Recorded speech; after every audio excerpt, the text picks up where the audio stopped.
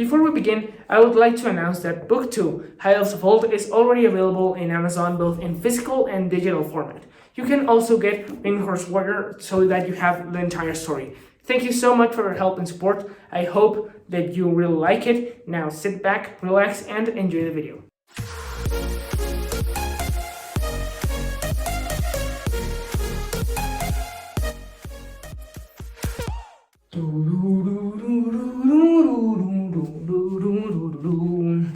Trouble.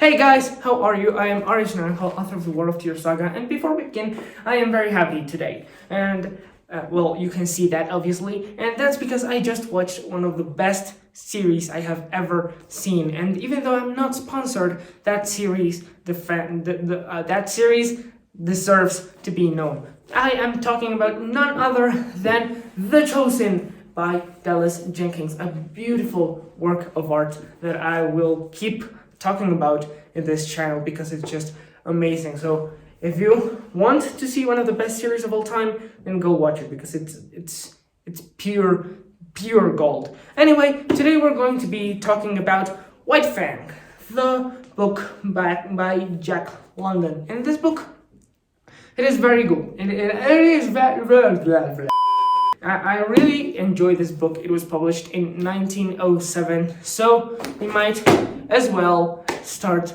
talking about it. So let's begin. First of all, obviously, I'm going to start by measuring the POW, the possible smell addiction, POW by its letters in Spanish, and the possible smell addiction determines how well does this book smell. So the POW for The White Fang by Jack London, at least my edition, is going to be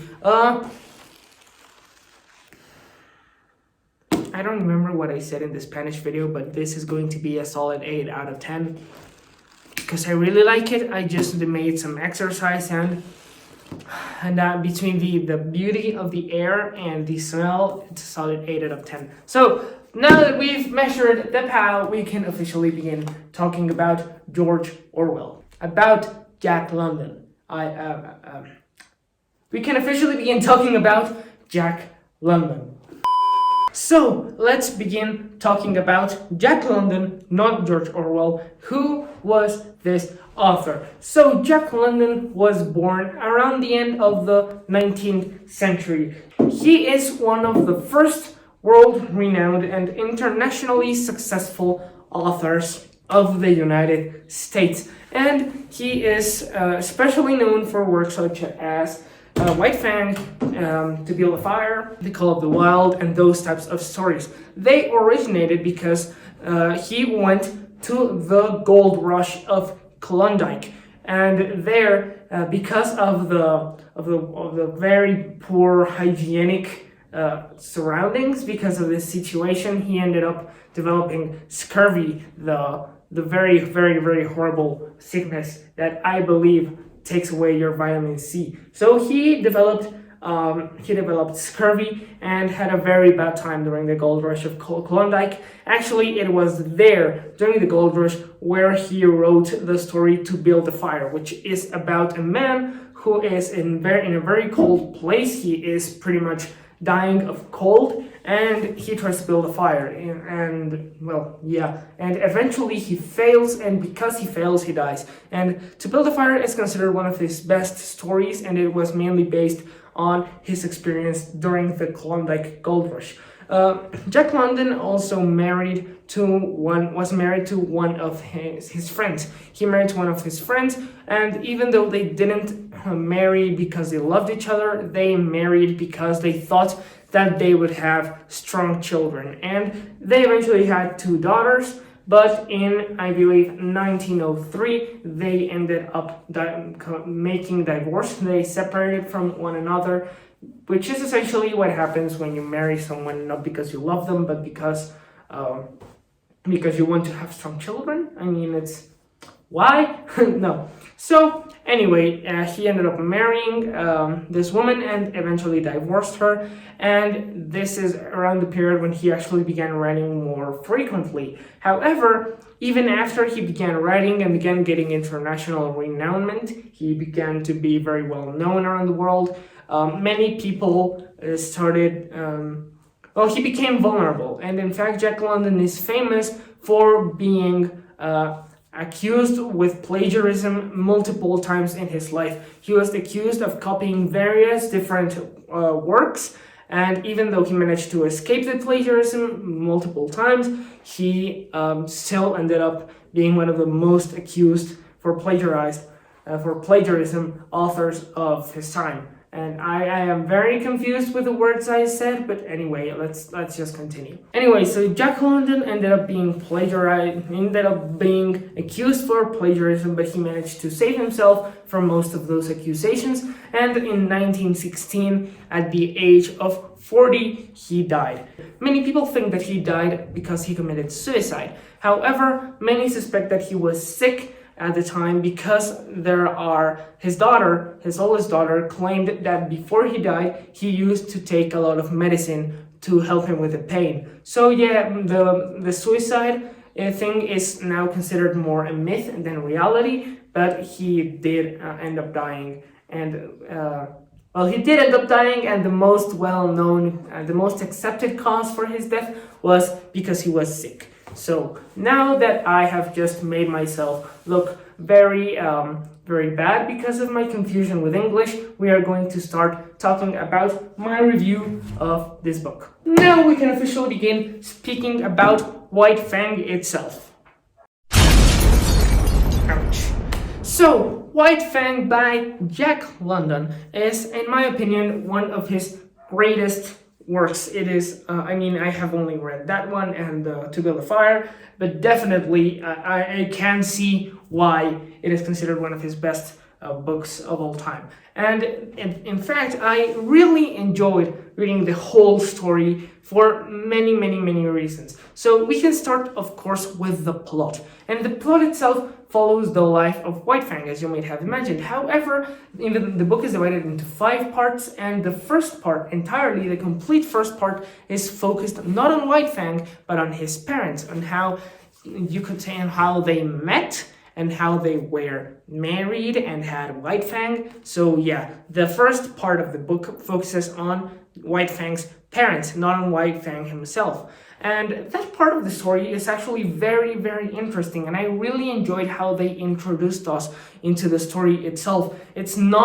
They do not introduce us with the birth of a tiny wolf. Instead, they introduce us to the story with a group of people fleeing from the pack of wolves where White Fang's parents live. So the pack of wolves is hunting these men, and they will eventually kill this man, and that is the introduction that we get to the story. So it's a very brutal introduction, and overall the whole story is very brutal indeed. I originally thought that White Fang was more for children, but now that I've read it, I realize that no. White Fang is a tiny monster, and he is not for children. He is a wolf, and he does wolfy things. So he eats things, and he eats them in a rather cruel way most of the time. So yeah, our little friend White Fang is not essentially the nicest person in the world. In fact, he is actually kind of mean most of the time. So yeah, the plot itself begins talking about his parents. Then part 2 of the story tells us about White Fang's birth and what he does during his early years. Then in part 3, we're introduced to the humans and how they treat him. And eventually parts 3, 4, and 5 tell us about his relationship, how he goes from one tribe of humans to another civilization and then ends up going to another place. So he ends up meeting all kinds of people during these years. And some are mean to him, some are not. It's actually a very interesting plot. I like it a lot. And for plot, I really enjoyed the story. I know what it was about. I know that it's pretty much the Call of the Wild, but turned on its head. Instead of being a dog who ends up being wolf-like, it's a wolf who ends up being dog-like. So that aspect of the story, I really enjoy, how you can read this, and then you can read The Call of the Wild, and you can see how they are pretty much the same story, but backwards. So I really enjoyed that. Then we go into the characters, and the characters are very interestingly made. I really liked how Jack London developed every single character of the story, making them unique, even though they were wolves. So they are wolves. You cannot really become invested in them as you can with a human, because wolves are like wolves. They do not think the same way that humans think. They are not afraid of things. They are like us are. They are afraid of predators and of dying of hunger or those things. They are more led by instinct than by reason.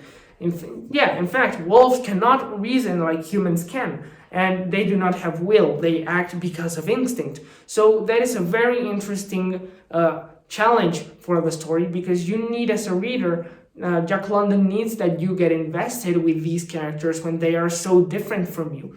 And that is one aspect that I really enjoyed of the story, because overall, more because of the plot than because of White Fang himself, I really ended up liking White Fang. He is a very, very interesting character to explore. And later, when he meets with the humans, through his interactions with them, you can begin to understand how they treat each other, how they are. And it is truly magnificent to see how, with such little time to work, he ends up creating such magnificent characters so incredibly well. So for characters, he is very well done, and I don't think I phrased this as well in the Spanish video as I did in this one, but yeah, even though I cannot end up even though it's harder for me to invest myself in characters that are not human, the way in which Jack London writes it is truly amazing, and I did end up liking most of the characters, and it's an incredible job that which he made.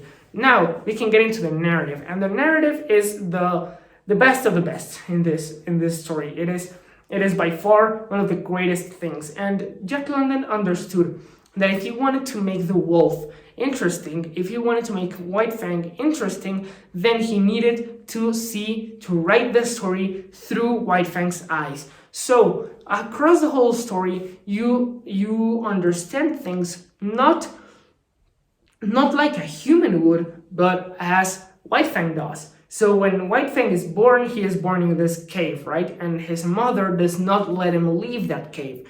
So for the first chapter or so of the story, White Fang lives alone on that cave with his siblings, and he cannot go out. So he thinks that the whole world, that all that exists is that cave. There is that cave and nothing more. And when his mother leaves the cave, he thinks that his mother is completely gone and will never return, and she is dead. She stopped existing, and when she returns, then she all of a sudden just begins existing again. Then he leaves the cave and begins exploring the world.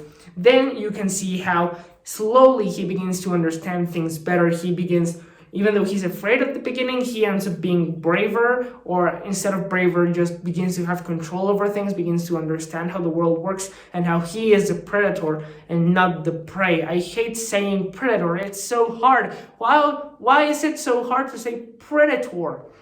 Predator. How is it even said correctly? Anyway, so White Fang has a very interesting narrative. I really enjoy how Jack London manages to create such a beautiful storyline only from the narrative, and how the narrative itself enhances the story in an impossibly great way. It is just amazing, incredible job that which was made by Jack London in the narrative. And lastly, we can go into the execution itself. And in execution, I believe that White Fang was a great story. It really resonated with me, and it is obvious that it has resonated with many people. It is considered a classic of modern literature, and I just enjoyed every second of that book. It's just amazing, and I am very glad that I gave it my time. So for execution, I really enjoyed it. I think it could have been better in some aspects. For example, I would have really enjoyed it more if we had spent more time exploring the forest before we met the humans. Or maybe at the beginning, I would have enjoyed more time with the parents as well. It's really a really interesting story. And towards the end, it's just beautiful. But in the beginning, I would have liked to see more of White Fang's growing right? So overall, I'm going to give White Fang by Jack London, not George Orwell. I'm going to give this book an 82 out of 100, which is 4 stars. It is really an incredible story. I loved it so much, and I really hope that you do too if you read it. Anyway, thank you so much for watching this video. Don't forget to check out CASA ARTE México, Plática Artística, and everything else, my books as well, and everything will be down on the description, as well as The Chosen, which is an amazing series, and I swear I'm not sponsored by them, they just deserve to be mentioned. So The Chosen down here as well, I'm going to leave the links. Anyway, thank you so much for watching this video. I hope you enjoyed it, and I will see you later. Goodbye!